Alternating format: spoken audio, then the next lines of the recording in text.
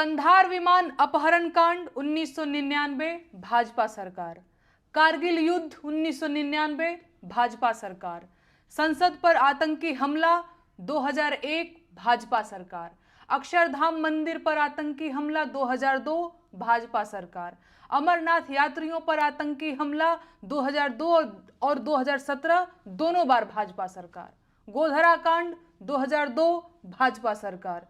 पठानकोट आतंकी हमला 2016 भाजपा सरकार। उरी आतंकी हमला 2016 भाजपा सरकार। पुलवामा आतंकी हमला 2019 भाजपा सरकार।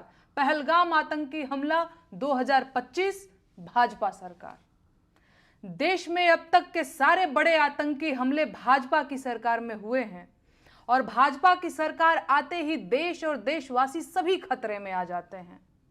बिहार चुनाव करीब है और देश में जैसे ही चुनाव करीब आते हैं कहीं ना कहीं आतंकी हमला हो ही जाता है और युद्ध के बादल घिर जाते हैं।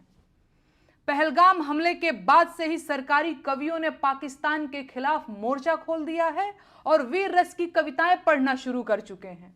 अब इन्हें पाकिस्तानियों के कटे हुए सिर चाहिए। ठीक है, तो कौन जाएगा पाकिस्तानियों के सिर काटने? ये कवि जाएंगे या भाजपा के नेता जाएंगे या अंधभक्तों के भगवान खुद पाकिस्तान जाएंगे सिर काटने? दरअसल इनमें से कोई नहीं जाएगा। अगर युद्ध हुआ तो देश के गरीब किसानों के बेटे जो फौज में सिपाही बनकर भर्ती हुए हैं वो आगे भेजे जाएंगे। वो गरीब किसान जिनका बैंक का कर्ज अभी तक सिर पर लदा हुआ है, जिनका ट्रैक्टर जब्त करने के लिए बैंक वाले रोज द्वार पर चक्कर लगाते हैं, उनके जवान बेटों को ये भाजपाई कवि युद्ध में भेजने की मांग कर रहे हैं। ये है इन धूर्त कवियों का कवि हृदय और नीयत। और नेताओं का क्या है? चुनाव जीतने के लिए युद्ध की घोषणा करनी पड़ी तो ये वो भी कर देंगे। इनके अपने बेटे तो फौज में है नहीं, इनके अपने बेटे तो विधायक, सांसद और बीसीसीआई का सचिव बनने के लिए हैं, लेकिन लड़ाइयों में झोंकने और गोली खाने के लिए तो किसानों के बच्चे हैं, ताकि देश में राष्ट्रवाद का बयार चले और इन्हें वोट मिले। संसाधन देश के खर्च होंगे, बेटे किसानों के मारे जाएंगे। ये है युद्ध की असलियत और इसीलिए इन नेताओं और उनके चापलूसों को युद्ध की जल्दी है।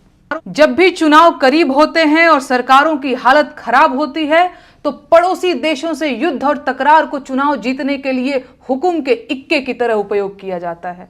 इसीलिए भाजपा के नेता और उनके चापलूस पूरी ताकत लगा रहे हैं कि किसी भी तरह से पाकिस्तान के साथ युद्ध शुरू हो जाए। लेकिन कोई माई का लाल ये नहीं पूछ रहा है कि कश्मीर जैसी संवेदनशील जगह पर 2000 पर्यटकों की सुरक्षा के लिए